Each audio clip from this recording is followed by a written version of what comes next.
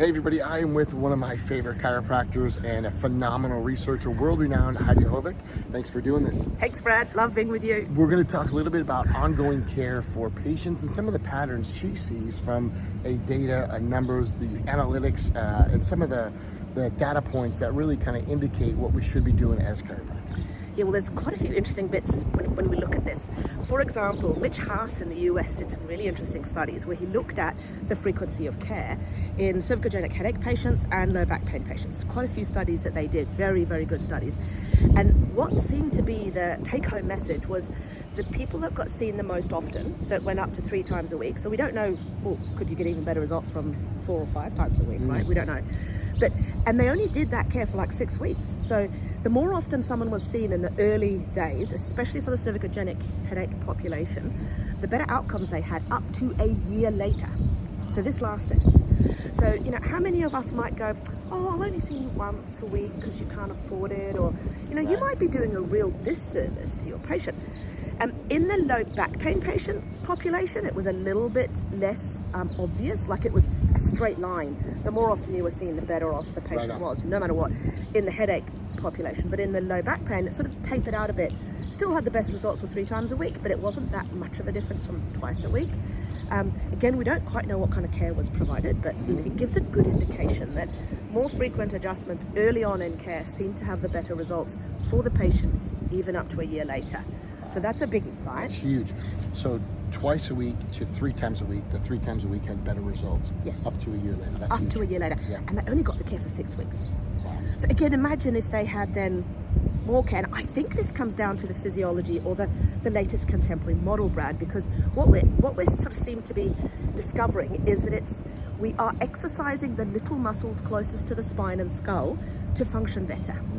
And you look at the exercise literature, what do they recommend? Right. Ooh, 3 times a week to get some improvements, yeah? And you might be able to drop it down to twice a week after a little while, and then you want to maintain it, right? And there's a maintenance study as well. This guy Eklund in Sweden did this really fascinating study looking at whether patients only saw these were low back pain patients. They were either seen when they were symptomatic again, so when they were back in pain, they would come in, or they would get adjusted on a maintenance schedule, which for them was only once every 2 months. So, my maintenance schedule would be once every 3 or 4 weeks, but anyway, so, which we can debate anyway, but the interesting thing was, the patients had less days of pain if they got seen on a maintenance schedule, and it was about the same number of visits. So don't wait for it to get really bad again and then come back in, because then you're starting from scratch again, and you probably need that intense period to just get that neuroplasticity happening. Totally. Improving the spinal function again, so that the brain is more accurately aware of what's going on inside the body and around you, so it can adapt properly. Right, so don't let it.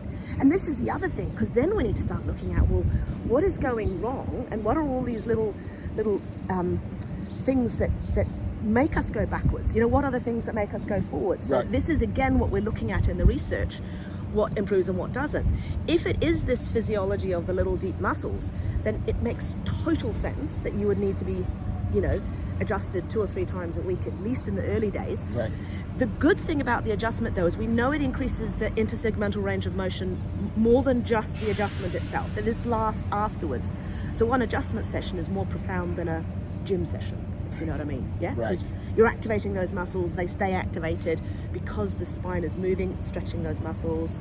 But are they actually switched on or off? See, that's a different story. And it might be then, so this is why I will always tell chiropractors, I think most of us are underservicing our patients. I don't think we're getting enough care, because we have started to look at what some of these things that make the spine worse and better are. Like, for example, the ability of the brain to switch on the core muscles before you move an arm or a leg. We know adjustments improve that. Well, then that would be potentially one of the mechanisms that would then start to go wrong again if you stop care, you know what I mean? Which would be a reason for injury. Yeah. And then you come back because you're symptomatic again. But that study with Eklund was showing that, well, you actually have less days of pain if you just have a maintenance schedule. So that's just every 2 months. Right. Same number of visits minus the pain. Minus the pain. Right. Less pain. So how do you want to live? Do you want to see a chiropractor when you're in pain, or do you want to see when you're not in pain? And the difference is the pain would show up.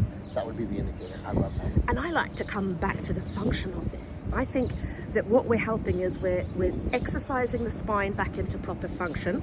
And when the spine functions properly, the brain is accurately aware of what's going on, and it controls not just the spine, but everything else. Because remember, we're just talking pain here. Right. What about all the other That's right. benefits Right. from regular chiropractic care, right? Yeah. Being able to more accurately perceive what's going on, better reflexes, less fatigue, your muscles are actually more efficiently producing force, you can more accurately perceive what you're seeing and hearing faster and accurately, your motor learning, so being able to learn movement skills actually improve. I mean, we could go on and on. Yeah. These are all the individual studies that we've done. Love it. Which is why I keep coming back to, I think we're underservicing our patients. I love it. So one of the greatest researchers in the profession and a world-renowned researcher in health in general, Heidi Haavik, saying most chiropractors are underservicing Probably. based on the studies and the research and the data that's been coming out.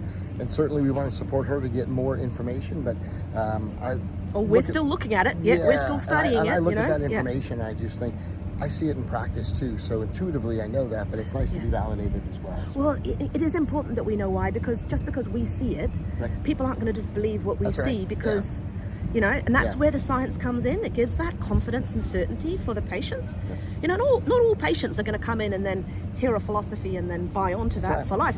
Some of us do, you know, but not everybody does. Right. So for the people that need the data, they Right. need the data. That's it. Yeah. That's it. So certainly one of my favorites, and you see why she is the best. She doesn't mess around.